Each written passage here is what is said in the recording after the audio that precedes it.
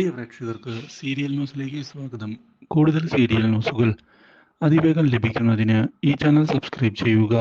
Bell icon മറക്കാതെ click ചെയ്യുക. Video ഇഷ്ടമായി എങ്കിൽ ലൈക്ക് ചെയ്യാൻ മറക്കരുത്.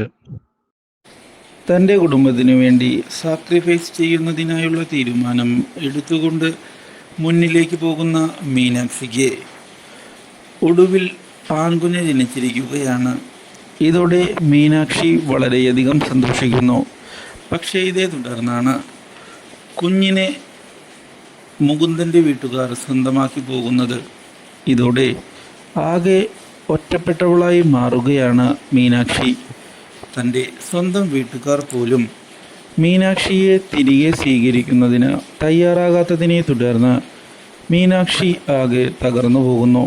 മാത്രവുമല്ല, ഇതേ തുടർന്ന് മീനാക്ഷി മുകുന്ദനെ ചെന്ന് കണ്ട് തൻ്റെ കുഞ്ഞിൻ്റെ അടുത്ത് കുറച്ചു നാൾ കൂടി ജീവിക്കാൻ തന്നെ അനുവദിക്കണം എന്ന് ആവശ്യപ്പെട്ടിരിക്കുകയാണ്. ഇത് കേൾക്കുന്ന മുകുന്ദനൊന്ന് ഞെട്ടിപ്പോകുന്നു. മുകുന്ദൻ്റെ ഭാര്യ അതിന് അനുമതി നൽകുന്നുമില്ല.